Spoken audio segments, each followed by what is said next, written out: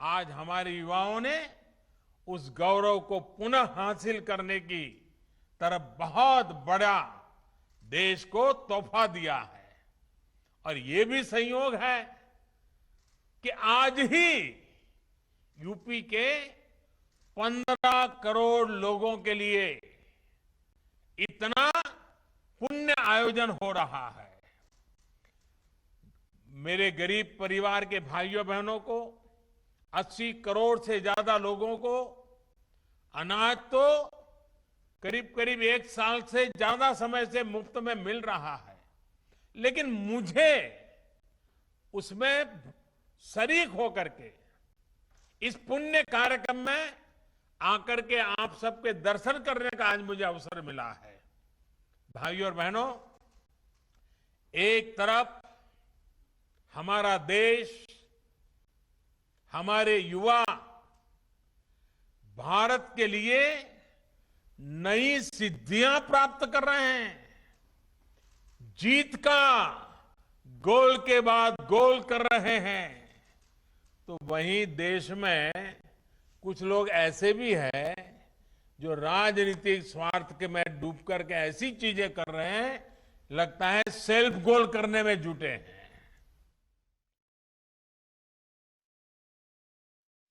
देश क्या हासिल कर रहा है, देश कैसे बदल रहा है, इसमें इनको कोई सरोकार नहीं। ये लोग अपने स्वार्थ के लिए देश का समय और देश की भावना दोनों को आहत करने में जुटे हैं। भारत की संसद का जन भावनाओं की अभिव्यक्ति के पावन स्थान का ये लोग अपने राजनीतिक स्वार्थ की वजह से निरंतर अपमान कर रहे हैं। आज पूरा देश मानवता पर आए सबसे बड़े संकट से 100 साल में आया हुआ, पहली बार आया हुआ इतने बड़े संकट से बाहर निकलने के लिए जी जान से देश का हर नागरिक जुटा है, प्रयास कर रहा है। और ये लोग कैसे देश हित के काम को रोका जाए, इसकी स्पर्धा में लगे हैं, इस होड़ में जुटे हैं। लेकिन साथियों, ये महान देश, इस देश की महान जनता ऐसी स्वार्थ और देश हित विरोधी राजनीति का बंधक नहीं बन सकता। ये लोग देश को, देश के विकास को रोकने की कितनी भी कोशिश कर लें, ये देश इनसे रुकने वाला नहीं है। वो संसद को रोकने की कोशिश कर रहे हैं, लेकिन 130 करोड़ की जनता देश को रुकने न देने में लगे हुए हैं। हर कठिनाई को चुनौती देते हुए देश हर मोर्चे पर तेजी से आगे बढ़ रहा है। सिर्फ बीते कुछ हफ्तों के कीर्तिमान ही देखें और जरा देखिए, जब देश नए कीर्तिमान स्थापित कर रहा था और कुछ लोग दिल्ली में संसद को रोकने में लगे हुए थे, कुछ ही हफ्तों में जो हमने कीर्तिमान देखे, तो भारतीयों का सामर्थ्य और सफलता चारों तरफ नजर आता है। ओलंपिक में अभूतपूर्व प्रदर्शन को पूरा देश उत्साहपूर्वक देख रहा है। भारत टीकाकरण के मामले में भी 50 करोड़ के पड़ाव के बिल्कुल दरवाजे पर आकर के खड़ा हो गया है। देखते ही देखते उसको भी पार कर जाएगा। इस कोरोना कालखंड में भी भारतीयों का उद्यम नए प्रतिमान गढ़ रहा है। जुलाई में जीएसटी का कलेक्शन हो या हमारा एक्सपोर्ट हो, ये नई ऊंचाई छू रहे हैं। जुलाई में 1,16,000 करोड़ रुपए का जीएसटी कलेक्शन होना ये बताता है कि अर्थव्यवस्था गति पकड़ रही है। वहीं आजादी के बाद पहली बार किसी एक महीने में भारत का एक्सपोर्ट 2.5 लाख करोड़ से भी ज्यादा हो गया। 2.5 लाख करोड़ से भी पार कर गया। 2.5 लाख करोड़ रुपए से पार होना आजादी के बाद पहली बार इस महीने में हुआ है। कृषि निर्यात में हम दशकों बाद दुनिया के टॉप 10 देशों में शामिल हुए हैं। भारत तक कृषि प्रधान देश कहा जाता है, लेकिन दशकों बाद टॉप 10 में हमारा नाम आया है।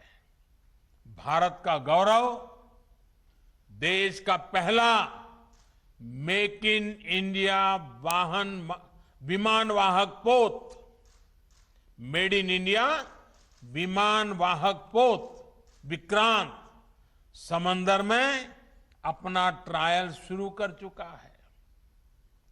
हर चुनौती को चुनौती देते हुए भारत ने लद्दाख में दुनिया की सबसे ऊंची मोटरेबल रोड का निर्माण पूरा किया है।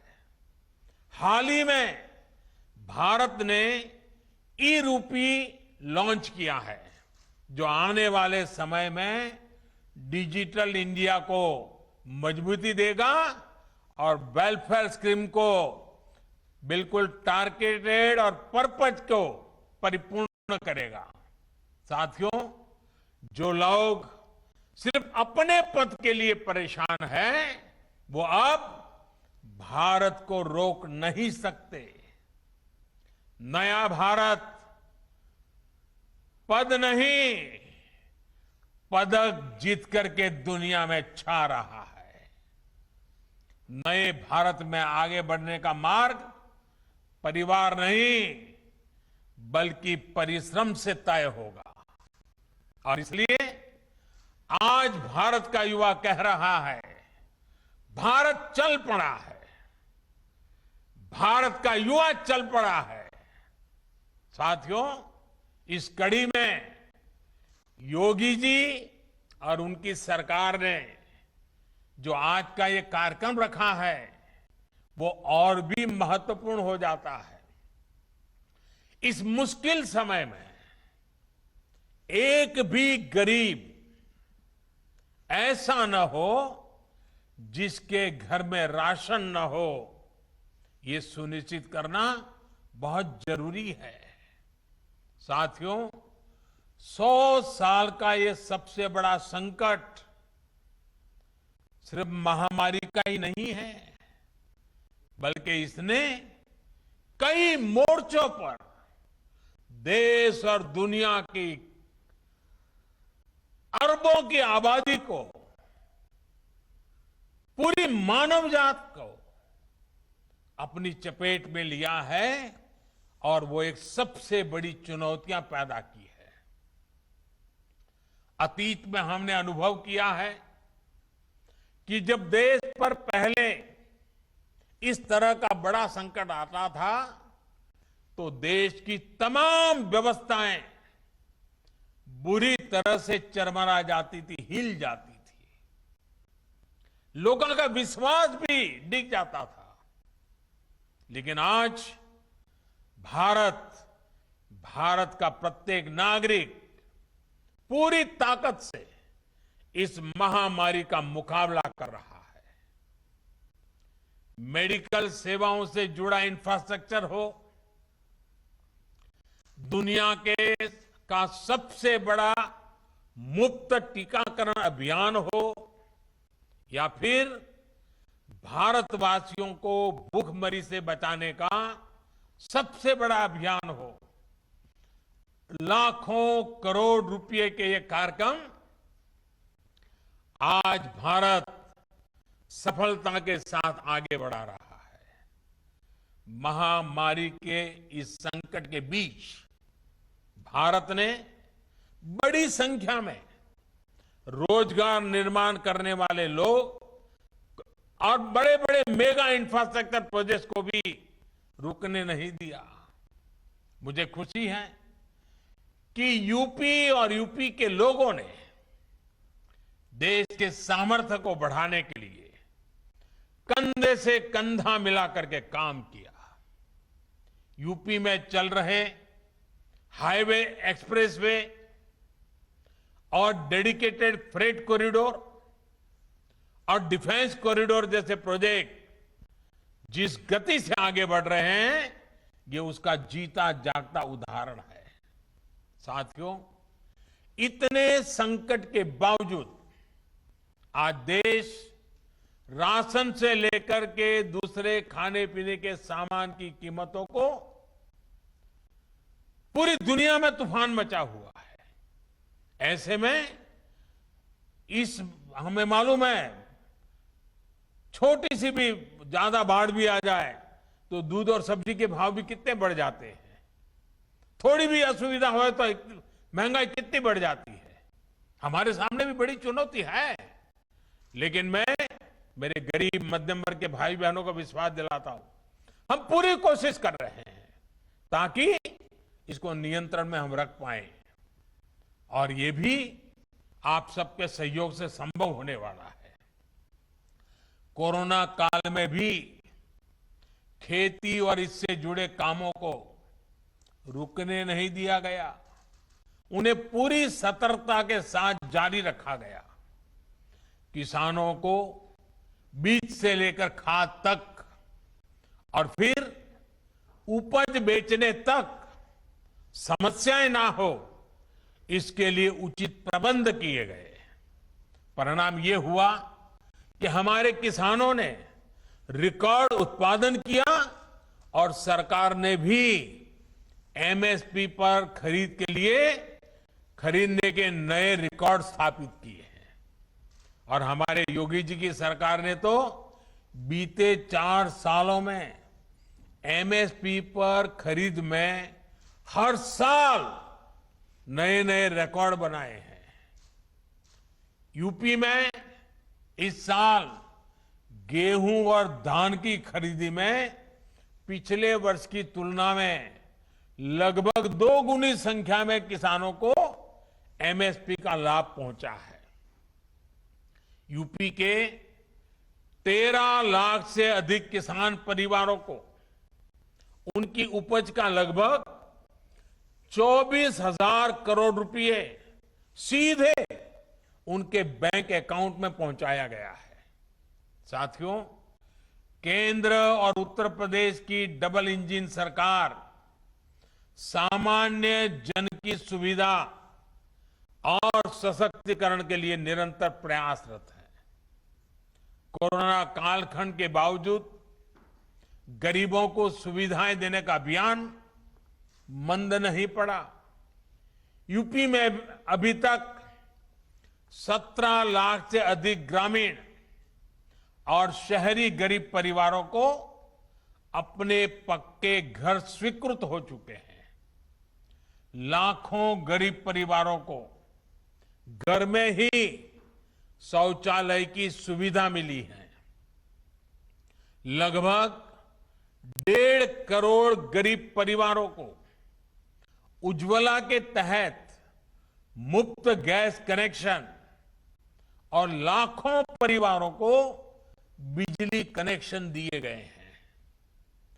हर घर जल पहुंचाने का मिशन भी यूपी में तेज गति से आगे बढ़ रहा है। बीते 2 सालों के भीतर यूपी में 27 लाख ग्रामीण परिवारों तक पाइप से पानी पहुंचाया जा चुका है। भाइयों और बहनों, डबल इंजन की सरकार ने यह सुनिश्चित किया है कि गरीबों, दलितों, पिछड़ों, आदिवासियों के लिए बनी योजनाएं जमीन पर तेजी से लागू हो। पीएम स्वनिधि योजना भी इसका एक बड़ा उदाहरण है। कोरोना से बनी परिस्थितियों में इस कोरोना के कारण जो परिस्थितियां बनी, रेहड़ी पटरी ठेला लगाने वाले बहन भाइयों की आजीविका फिर से पटरी पर आए, इसके लिए उनको बैंकों से जोड़ा गया है। बहुत कम समय में ही इस योजना के तहत यूपी के लगभग 10 लाख साथियों को इसका लाभ देने की प्रक्रिया शुरू हुई है। साथियों, बीते दशकों में उत्तर प्रदेश की हमेशा क्या पहचान बनी, क्या उल्लेख होता था उत्तर प्रदेश का, आपको याद होगा। उत्तर प्रदेश को हमेशा राजनीति के चश्मे से देखा गया। यूपी देश के विकास में भी अग्रिम भूमिका निभा सकता है, इसकी चर्चा तक ही नहीं होने दी गई। दिल्ली के सिंहासन का रास्ता यूपी से होकर गुजरता है, इसका सपना देखने वाले तो बहुत लोग आए और गए, लेकिन ऐसे लोगों ने कभी ये याद नहीं रखा कि भारत की समृद्धि का रास्ता भी यूपी से होकर ही गुजरता है। इन लोगों ने उत्तर प्रदेश को सिर्फ राजनीति का ही केंद्र बनाए रखा। किसी ने वंशवाद के लिए, किसी ने अपने परिवार के लिए, किसी ने अपने राजनीतिक स्वार्थ के लिए यूपी को सिर्फ इस्तेमाल किया गया। इन लोगों की संकीर्ण राजनीति में भारत के इतने बड़े राज्य को भारत की आर्थिक प्रगति से जोड़ा ही नहीं गया। हां, कुछ लोग जरूर समृद्ध हुए, कुछ परिवार जरूर आगे बढ़े। इन लोगों ने यूपी को नहीं बल्कि खुद को समृद्ध किया। मुझे खुशी है कि आज उत्तर प्रदेश ऐसे लोगों के कुचक्र से बाहर निकलकर आगे बढ़ रहा है। डबल इंजन की सरकार ने यूपी के सामर्थ्य को एक संकुचित नजरिए से देखने का तरीका बदल डाला है। यूपी भारत के ग्रोथ इंजन का